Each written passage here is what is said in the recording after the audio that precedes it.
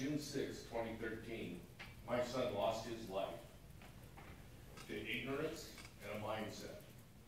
Will Berger was declared brain dead shortly after an altercation in the daylight with 2 members of Spokane County Sheriff's Office. Will was having a manic moment. He was unarmed and he was beaten to death. No other human being should ever be treated the way my son was treated.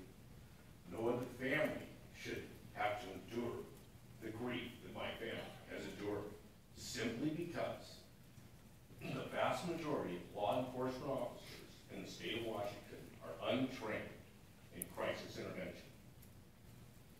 I have created the Will S Berger Foundation and the Will B Fund to promote mandatory crisis intervention training statewide.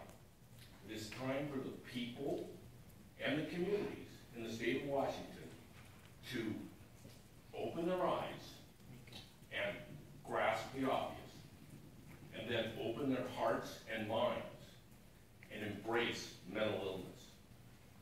The night my son passed or was declared brain dead, I told my counsel, my legal counsel, that I needed justice and I would demand change. And the justice has been not forthcoming. It's going to be painfully slow. And I was willing to wait for change. But on May 12th this year, a man named Ron Hillstrom in Tacoma walked around his parking lot saying, I need help, I need help. And someone called 911. 5 Pierce County Sheriff's officers showed up, tasered him 5 times, and he died. I cannot stand by and watch this state do nothing any longer.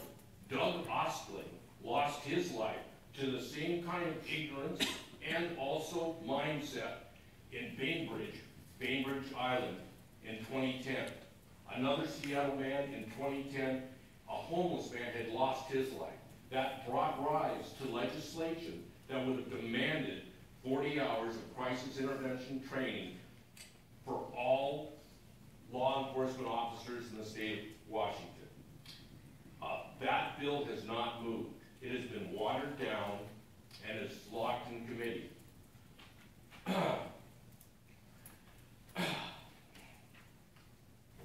So, the death of the man in Seattle and Doug Ostling's death led to House Bill 1559.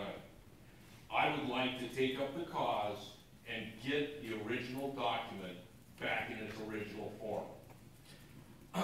I am starting a campaign here in Port Angeles because this is my son's hometown.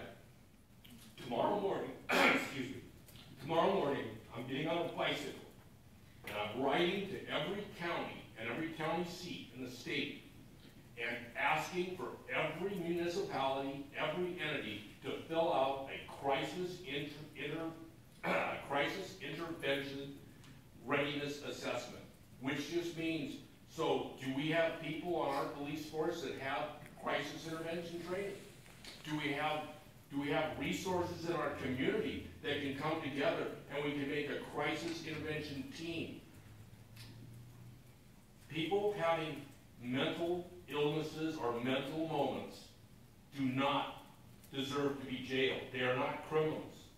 We put these people in jail. It's wrong. It's wrong on its face. I'm not trying to preach to you guys. I'm just trying, my goal is to get some crisis intervention, information out to the public, and also generate enough data that we can get a grasp on how desperately crisis intervention training is needed statewide. So I would ask the City Council to please do an assessment of their crisis intervention readiness, begin a discussion, and I would love to be part of the process to help form some kind of crisis intervention team. My son Will had a saying, and it was either we all count or nobody counts. And I'm here to tell you, we all